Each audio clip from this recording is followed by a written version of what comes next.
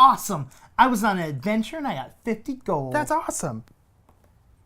I started a YouTube channel and it didn't turn out well.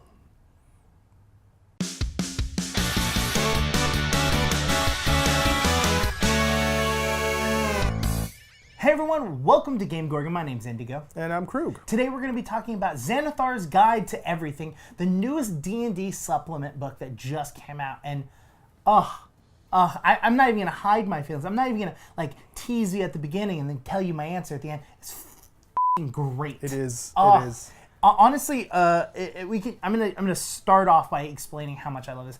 I would say that if you play D&D 5th edition, that Xanathar's Guide to Everything is a must-have book to really push a character. Like, player, DM, it's the best book that has been published besides the Player's Handbook. Yeah, there's a lot of great subclasses that we're all obviously aware of because of Unearthed Arcana.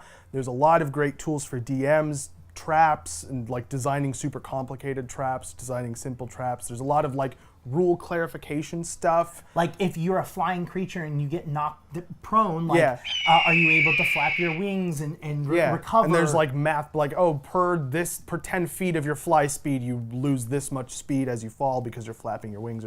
There's a lot of really detailed stuff in there that's really useful. There's a lot of really generic, open-ended stuff that is also very interesting and useful. New spells. We could honestly, sit there and just read you the front page of all of the things that it has. Right. But, I mean, this would be an hour-long video. Yes, it's a very long book. That's how great this book is. It's very good. So I think that since I think classes are the things that are most on people's minds as far as Xanathars is concerned, do you want to discuss classes first, your favorite subclass? Sure. There are quite a few really fun subclasses that I like. Some classes that I feel didn't quite hit the mark, all of the monk stuff. Sorry. The one that I was most excited about, but I don't feel it quite hit the mark, was the Arcane Archer. And I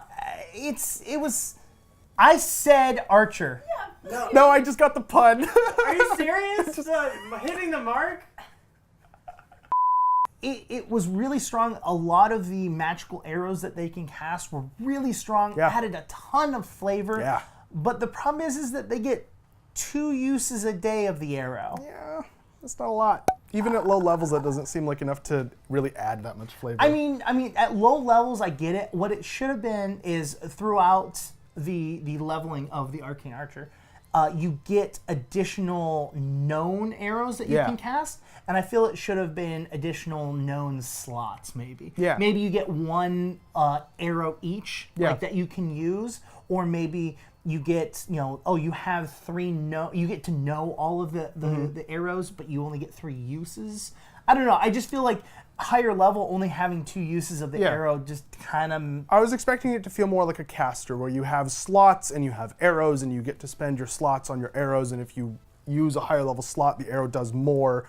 I think the way the scaling works currently is just at a fixed level, all your arrows do something additional. So they don't really scale dynamically, they just scale by level. And I don't like things scaling by level because you have to wait for it to scale. Whereas if you use spell slots, you can scale spells as you go, right? You can, at level 4, use a higher level spell slot for a spell. So, I don't know. I'm kind of with you on that one. Mind you, that's the only one that I feel wasn't to its top. All the other classes and all of the other subclasses, I should say, are flippin' amazing. Sure. I really love... The Wizard, which I just made, the Warcaster, really like the Warcaster. The Warlock, Celestial Warlock that they have, really good. There's a ton of new flavors and new just ideas that people have been trying to make. This is allowing them to make those really fun characters. Yeah. What about you? So first of all, let's talk about the monk stuff. The monk stuff is really underwhelming for me. I think that monks in general have a problem with their capstone type abilities, the later level things that they get, all being super underwhelming. Especially in Player's Handbook, the only one was Way of the Open Fist, where you can basically tag someone and then on a whim make them make a saving throw or die or take a bunch of damage. That was cool, but it was the only one. It was hyper situational, difficult to use in combat. It was a flavorful ability for sure, but I don't think it really had the effectiveness that it should have. It was also very high level, so early game you're stuck with the stuff that you have. The stuff in Xanathar's Guide seems has a lot of those same issues. Like the Drunken Master has a really cool redirect ability that he can use, but it costs you key points, which makes it difficult to like justify, oh, I'm going to use it now or I'm going to use it later. It's just a lot of kind of either underwhelming abilities or really limited resource abilities or just abilities that don't fit with the level that you're getting them at. Okay.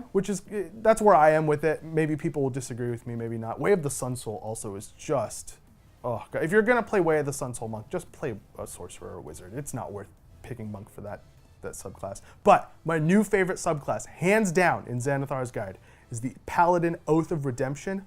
Oh my God. The flavor of that character, the strength of that character are both insane. So Path of Redemption, I said Path again.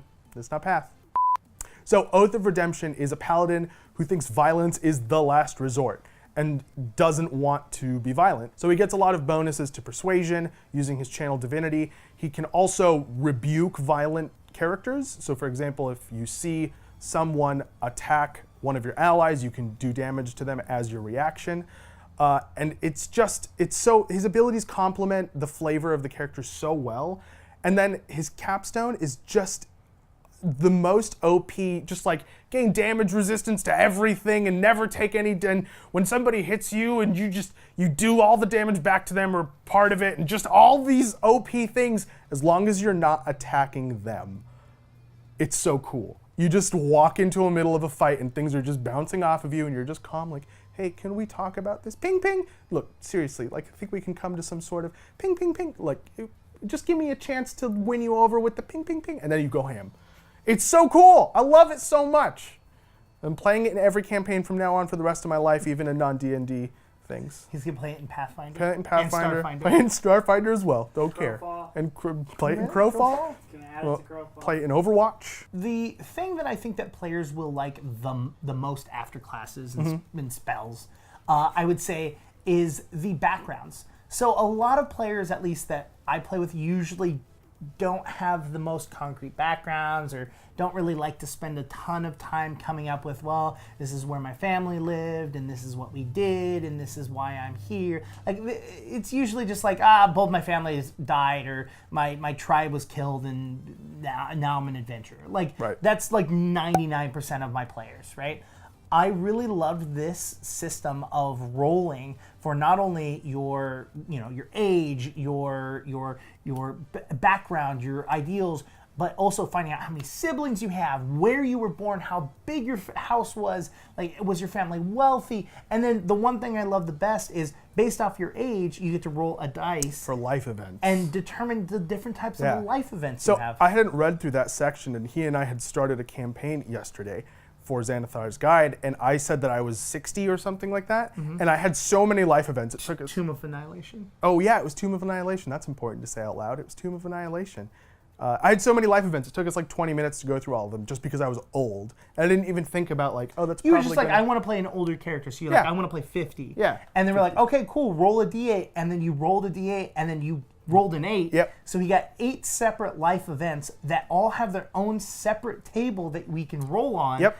And he ended up having like a lot of positive, a lot of negative. Yeah, like I was born an orphan. I was born at home, and then I was an orphan, and then I made a friend with an adventurer that was an artisan, and he turned out to be really successful. I also made an enemy of an adventurer, and we'd worked out this funny story where I had like started learning about being peaceful, and he was about to save, a caravan that was under siege, and I had run after him and like called out to him to try and get him to do something different, and he like lost his attention, and then the caravan got away or got destroyed or something. It was pretty funny. And there was some other stuff about my character. I ended up with a ton of money just because I was so old, and all of my life events were like, you found 50 gold at one point. He got pretty lucky. It was great. But other players ended up getting really interesting stuff, like of like types of characters that they were, and it actually played into gameplay. Like when I gave them these ideals, or when the book gave them these ideals and these like different backgrounds, they played to that. And I think that having that helps you make a better, solid character. Yeah, I think it reminds you what you need to include with your character. I think this is a great tool for people that aren't necessarily used to this kind of character development. I think maybe for experienced role players it's less useful. For people that are just getting into it, they can use it and develop characters with it, and then I think at some point they'll realize, well, I want to be able to do this, and somebody will say to them, well, you can just say that that's the thing that happened to you. Yeah. And then they'll be like, oh, click, I can do whatever I want, like for reals. This is kind of the crutch until you realize that for real. I mean, the only thing I would say that it adds to it is the fact that the book will then turn around and say, okay, well, because you had went out on an adventure before, right? Here's it gives you items or gold or stuff like that. It gives you a benefit. Versus like coming up with a backstory, you have to work really closely with your DM of going like. And then it's hard for the DM to balance that based around what it is that happened to you versus how is it going to make you more powerful in the game. Like I can get why that's kind of a sticky situation. All right, head down to the comments and let us know.